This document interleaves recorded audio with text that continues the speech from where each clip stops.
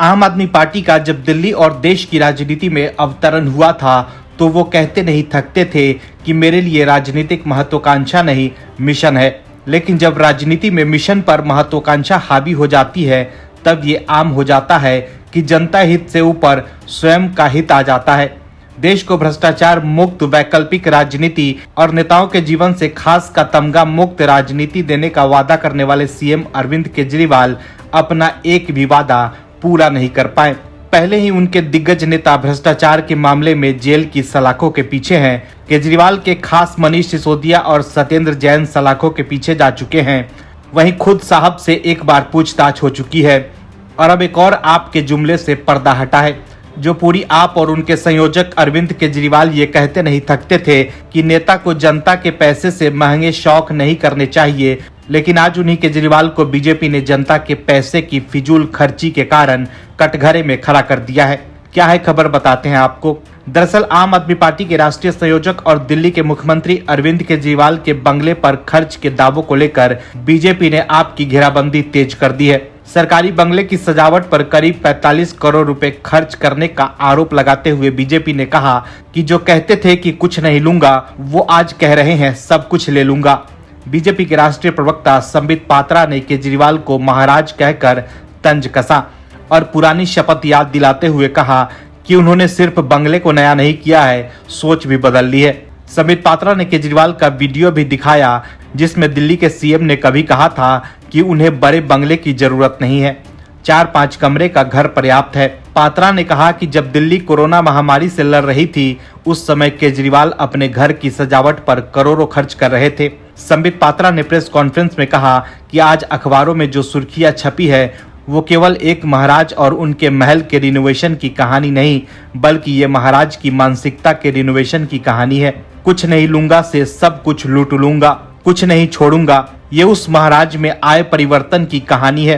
कहते थे घर नहीं लूंगा, बंगला नहीं लूंगा, सरकारी गाड़ी और सिक्योरिटी नहीं लूंगा। पात्रा ने एक कागज दिखाते हुए कहा कि 2013 में केजरीवाल ने एफिडेविट साइन किया था और शपथ ली थी कि लाल बत्ती गाड़ी नहीं लूंगा, अनावश्यक सुरक्षा नहीं लूंगा, बड़ा बंगला नहीं लूंगा, आम आदमी की तरह सामान्य घर में रहूंगा। उन्होंने केजरीवाल के पुराने वीडियो के कुछ अंश भी दिखाए जिसमें केजरीवाल ये कहते सुनाई दे रहे हैं कि उन्हें बड़े घर की जरूरत नहीं, उनके लिए 4-5 कमरे का घर पर्याप्त है। लेकिन अब वही केजरीवाल अपने घर पर जनता के करोड़ों रुपए खर्च कर रहे हैं। सीएम केजरीवाल जब देश की राजनीति में आए थे तो उनको गाड़ी घोड़े और बंगले से कोई प्रेम नहीं था, लेकिन जो आम आदमी पार्टी आम आदमी की राजनीति के लिए सत्ता में आए थे, लेकिन अब उसी आम आदमी पर सवाल उठ रहे हैं कि साहब ने अपने ऐश्वर्याम और बंगले की चमक धमक के लिए करदाताओं की मेहनत का पैसा बिना वजह फूंक दिया है। अब इस खुलासे के बाद केजरीवाल एंड कंपनी के लिए जवाब देना मुश्किल होता जा रहा है। आम आदमी पार्टी के बड़बोले सांसद संजय सिंह केजरीवाल का बचाव करने सामने तो जरूर आए, लेकिन वो भी ये नहीं बता पाए कि केजरीवाल ने जनता के पैसों को अपने ऐश्वर्याम के लिए क्यों उड़ाया। जवाब देना तो दूर की बात है, संजय सिंह को भागना पड़ गया। दरअसल टाइम्स नाउ नवभारत के ऑपरेशन शीश महल में केजरीवाल के घर को लेकर बड़ा खुलासा हुआ। सिविल लाइन स्थित सीएम बंगले के रेनोवेशन यानी सौंदर्यकरण पर 44 करोड़ 78 लाख रुपए खर्च हुए हैं। 2021-22 में 8 पर्दे लगवाए गए जिन पर 45 लाख खर्च हुए, जबकि दूसरे चरण में 15 पर्दे का ऑर्डर दिया गया और इसकी कीमत 51 लाख रुपए थी। कुल मिलाकर 23 पर्दों का बजट करीब 1 करोड़ रुपए है। ऑपरेशन शीश महल के बाद दिल्ली की राजनीति में तूफान आ गया। बीजेपी ने राष्ट्रीय प्रवक्ता संबित पात्रा को उतारा। सीएम आवास के बाहर बीजेपी कार्यकर्ताओं का प्रदर्शन किया गया। वहीं आम आदमी पार्टी ने बीजेपी के आरोपों को मुद्दे से ध्यान भटकाने की कोशिश बताया।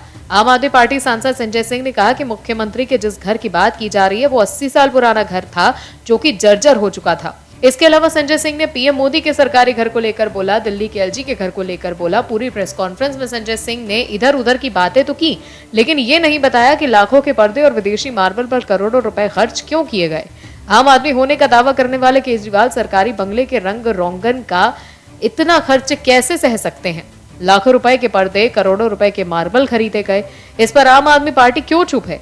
वहीं अगर पूरी पारदर्शिता है तो टाइम्स नाउ नवभारत के रिपोर्टर को आप नेता संजय सिंह की प्रेस कॉन्फ्रेंस में आने से क्यों रोका गया, और सवाल पूछने पर सीएम आवास के बाहर तैनात सुरक्षाकर्मी दबंगई पर क्यों उतर आए। धक्का मुक्की करने को किसने कहा। सवालों के सीधे जवाब देने से आम आदमी पार्टी के नेता क्यों कतरा रहे हैं। पूरे विवाद पर सीएम अरविंद केजरीवाल क्यों नहीं बोल रहे। वहीं आम आदमी पार्टी, जो कि लोकतंत्र में मीडिया की अहम भूमिका को रेखांकित करती है, आज वही आम आदमी पार्टी एक चैनल के सवालों और उसके रिपोर्टर से बच रहे हैं। संजय सिंह जब प्रेस कॉन्फ्रेंस के लिए पार्टी ऑफिस जा रहे थे, तब गेट के बाहर टाइम्स नाउ नवभारत के रिपोर्टर ने उनसे सवाल पूछने की कोशिश की, लेकिन बिना जवाब दिए ही संजय सिंह प्रेस कॉन्फ्रेंस के लिए चले गए और टाइम्स नाउ नवभारत के रिपोर्टर को संजय सिंह की प्रेस कॉन्फ्रेंस में जाने से रोक दिया गया।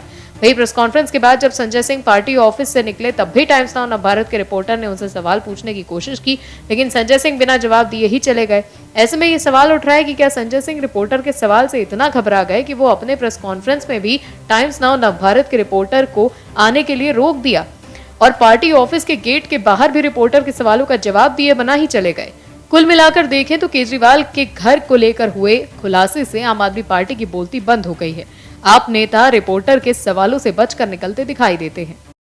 सीएम केजरीवाल की टीम को नित दिन नई मुसीबतों का सामना करना पड़ रहा है। हर सुबह केजरीवाल पर नई मुसीबत बनकर उभरी है। अभी तक पूरी आप पार्टी और इसके कथित दिग्गज नेता यही आरोप लगा रहे थे कि सिसोदिया और सत्येंद्र जैन के ऊपर जो कार्रवाई हो रही है, वो सभी कार्रवाई राजनीति से प्रेरित है। केजरीवाल और उनके सिपाही जो कथित तौर पर कट्टर ईमानदार हैं, उनसे सरकार घबरा कर ये कार्रवाई कर रही है। इसके बाद सीएम केजरीवाल साहब को भी सीबीआई ने तलब किया था कि आपसे भी हमें सवाल पूछने हैं। सीएम साहब पेश भी हुए और पेश होने से पहले और पेश होने के बाद सीएम साहब ने केंद्र सरकार पर तीखे हमले भी किए। पूरी आप पार्टी ने दिल्ली में चक्का जाम कर दिया और जमकर बवाल काटा, जिससे उन्हीं के दिल्ली वालों को जाम की समस्या से हलकान भी होना पड़ा और कई लोगों को अपने गंतव्य पर पहुंचने और जरूरी काम निपटाने में देरी भी हुई होगी।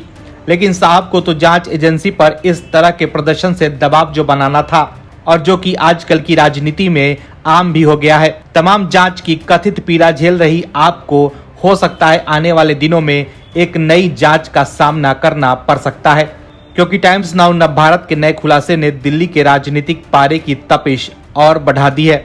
अभी आम आदमी पार्टी इस समस्या की तोड़ निकाल ही रही थी कि सीएम केजरीवाल के खिलाफ एक और शिकायत सीबीआई के पास पहुंच गई है। किसने दर्ज कराई है शिकायत, क्या है पूरा मामला, बताते हैं आपको इस रिपोर्ट में। दरअसल नवभारत टाइम्स ने ऑपरेशन शीश महल के जरिए दिल्ली के सीएम के आवास पर बड़ा खुलासा किया है, जिसके बाद से ही सियासी घमासान मचा हुआ है। इस बीच बीजेपी नेता टीना शर्मा ने सीएम केजरीवाल के खिलाफ शिकायत दर्ज करवाई है। टीना ने केजरीवाल के खिलाफ सीबीआई निदेशक को चिट्ठी लिखकर भेजी है। केजरीवाल साहब के बंगले को सजाने पर जो पैसा खर्च हुआ है, उस पर पार्टी से जवाब देते नहीं बन रहा है। पार्टी के सांसद संजय सिंह रिपोर्टर के सवाल से भाग रहे हैं। केजरीवाल के घर पर हुए खुलासे के बाद संजय सिंह की प्रेस कॉन्फ्रेंस में आप द्वारा टाइम्स नाउ नवभारत के रिपोर्टर को जाने से रोक दिया गया। इसके बाद वरिष्ठ पत्रकार सुशांत सिन्हा ने ट्वीट कर कहा कि लोकतंत्र के सो कॉल्ड मसीहा इतना घबरा गए हैं कि प्रेस कॉन्फ्रेंस भी की तो वहां टाइम्स नाउ नवभारत का कैमरा और रिपोर्टर घुसने से रोक दिया। सीएम केजरीवाल के घर के बाहर नवभारत के रिपोर्टर से बदसलूकी हो रही है। नवभारत के ऑपरेशन शीश महल के सवालों से इतना डर क्यों? तो देखा आपने कैसे ऑपरेशन शीश महल के बाद से ही आपकी सिट्टी पिट्टी गुम है। दिल्ली के कथित कट्टर ईमानदार नेता और आम आदमी पार्टी के संयोजक अरविंद केजरीवाल की आज के समय में जो राजनीतिक स्थिति है, उसको देखकर वो ये शेर जरूर गुनगुनाते होंगे कि कहीं नाउमीदी ने बिजली गिराई, कहीं बीज उम्मीद के बो रहा है। इसी सोच में रहता हूँ अकबर, ये क्या हो रहा है, ये क्या हो रहा है। केजरीवाल और आम आदमी पार्टी की राजनीतिक महत्वाकांक्षाओं पर मानो किसी की नजर लग गई है। रोज उगता सूरज केजरीवाल और आम आदमी पार्टी के लिए उम्मीद की किरण नहीं, चिंता की तपिश लेकर आता है, जिसमें केजरीवाल की आम आदमी पार्टी रोज झुलस रही है। कभी दूसरों के ऊपर खुलासे करने वालों पर अब रोज खुलासे हो रहे हैं। कभी दूसरों की पार्टी के भीतर होते पलायन का उपहास उड़ाने वाली पार्टी के भीतर ही भगदड़ मच चुकी है और अब इस पर कथित साफ पाक पार्टी के रंग में अपना दामन बचाना चाहते हैं। 2 दिन के भीतर दिल्ली के 2 नेताओं ने पार्टी का दामन छोड़ दिया। क्या है खबर और कौन है वो 2 नेता जिन्होंने आम आदमी पार्टी का साथ छोड़ दिया, चलिए बताते हैं आपको इस रिपोर्ट में। दिल्ली महापौर चुनाव से ठीक पहले आम आदमी पार्टी की निगम पार्षद सुनीता और पूर्व पार्षद रामनिवास ने सोमवार को बीजेपी का दामन थाम लिया। दिल्ली बीजेपी अध्यक्ष वीरेंद्र सचदेवा और सांसद प्रवेश साहिब सिंह की उपस्थिति में दोनों पार्टी में शामिल हुए। अब इसे लेकर आम आदमी पार्टी ने हाय तौबा मचाना शुरू कर दिया है। आम आदमी पार्टी ने बीजेपी पर पार्षदों की खरीद फरोख्त करने का आरोप लगाया। सुनीता द्वारका स्थित वार्ड नंबर 130 से आम आदमी पार्टी के टिकट पर पार्षद चुनी गई थी। इस दौरान सचदेवा ने कहा कि बीजेपी बीते 18 महीनों से आम आदमी पार्टी के भ्रष्टाचार के खिलाफ संघर्ष कर रही है। पार्टी नए भ्रष्टाचार को उजागर कर रही है। उसी का परिणाम है कि आम आदमी पार्टी के पार्षद भाजपा में शामिल हो रहे हैं। लेकिन आम आदमी पार्टी ने बीजेपी पर पार्षदों के खरीद फरोख्त का आरोप लगाया है। आम आदमी पार्टी विधायक और एमसीडी प्रभारी दुर्गेश पाठक ने कहा कि एमसीडी चुनाव हारने के बाद बीजेपी किसी भी तरह से पार्षदों की खरीद फरोख्त करने की कोशिश कर रही है। उन्होंने आरोप लगाया कि पार्षदों को खरीदने के लिए बीजेपी करोड़ों रुपए ऑफर कर रही है, वो सफल नहीं होंगे। केजरीवाल को समझना होगा कि राजनीति में कुछ भी तटस्थ नहीं होता। जो आज हो सकता है, कल वो किसी और के पास भी जा सकता है। 2023 में होने वाले आगामी चुनाव ही 2024 की दशा और दिशा तय करेंगे। इस साल तेलंगाना में भी चुनाव है। बीजेपी अपने लिए 2019 के लोकसभा चुनाव के बाद से तेलंगाना में अपने लिए संभावनाएं तलाश रही है। बीजेपी के सभी शीर्ष नेता भी इसी संभावना को मूर्त रूप देने के लिए मैराथन रैली कर रहे हैं। जेपी नड्डा, प्रधानमंत्री मोदी और अमित शाह सभी भाजपा को तेलंगाना में संगठन को मजबूत करने में लगे हैं, जिसकी वजह से बड़े मियां ओवैसी से लेकर केसीआर सब परेशान हैं। केसीआर जो 2024 लोकसभा चुनाव को लेकर बीजेपी के खिलाफ तीसरा मोर्चा बनाने के लिए जद्दोजहद कर रहे हैं, लेकिन अब बीजेपी ने तेलंगाना में ही केसीआर को अपने सियासी दांवपेच से फंसा दिया है। पीएम बनने का सपना देख रहे केसीआर को बीजेपी के इस दांव से तेलंगाना में अपनी कुर्सी बचाना मुश्किल हो सकता है, क्योंकि बीजेपी के चाणक्य अमित शाह ने पासा फेंक दिया है। अमित शाह ने एक और ऐसी चुनावी घोषणा कर दी है जिसके बाद ओवैसी को लेकर केसीआर तक के होश उड़ गए हैं। क्या बोले शाह और कैसे बीजेपी ने तेलंगाना में चल दिया बड़ा चुनावी दांव, बताते हैं आपको इस रिपोर्ट में।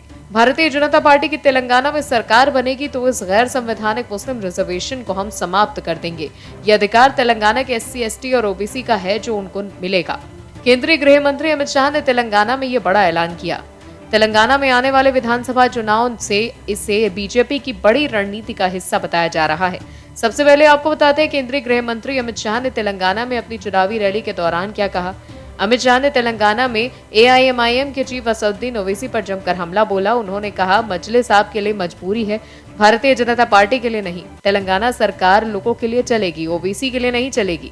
2 बेडरूम हॉल किचन की स्कीम में भी माइनॉरिटी का रिजर्वेशन किया, संविधान विरोधी मुस्लिम रिजर्वेशन शिक्षा में किया और कई सारी बातें की। मैं यहाँ कहकर चाहता हूँ कि भारतीय जनता पार्टी की सरकार बनेगी तो इस गैर संवैधानिक मुस्लिम रिजर्वेशन को हम समाप्त करेंगे। SC, ST और ओबीसी को अपना अधिकार मिलेगा। बीजेपी ने मुस्लिम आरक्षण को केसीआर के खिलाफ एक हथियार के तौर पर इस्तेमाल किया। दरअसल केसीआर की पार्टी मुसलमानों को मिलने वाले आरक्षण को बढ़ाकर 12% करने की कोशिश कर रही है। भारतीय राष्ट्र समिति के घोषणा पत्र में भी इसका दावा किया गया था। हालांकि फिलहाल मामला सुप्रीम कोर्ट में है। अब बीजेपी ने इसी मुद्दे को पलट दिया और मुस्लिम आरक्षण को खत्म करने की बात कर केसीआर के नहले पर तहला मार दिया। ऐसे में ओबीसी और बाकी की जातियों को अपने पाले में लाना बीजेपी के लिए तेलंगाना में जीत की चाबी बन सकता है। आपको बता दें कि तेलंगाना में दलितों की संख्या मुसलमानों और अल्पसंख्यकों से ज्यादा है। दलित वोट राज्य में करीब 17% है। ऐसे में बीजेपी का ये ऐलान केसीआर की पार्टी के लिए खतरे की घंटी हो सकता है। लोकसभा चुनाव में लगभग 1 साल का वक्त बचा हुआ है, लेकिन चुनावी बिसात अभी से बिछने लगी है। विपक्षी एकता को एक रूपता देने के लिए नीतीश कुमार प्रयासरत हैं और प्रदेश घूमकर बिहार को पीछे छोड़कर मुख्यमंत्री उप मुख्यमंत्री व्यापक विपक्षी एकता की नब्ज टटोलने को लगे हैं। लेकिन विपक्ष से ही कुछ पार्टियां थर्ड फ्रंट की भी संभावनाएं तलाश रही हैं, जिसमें मुख्य नाम तेलंगाना के मुख्यमंत्री और बीआरएस प्रमुख केसीआर का है।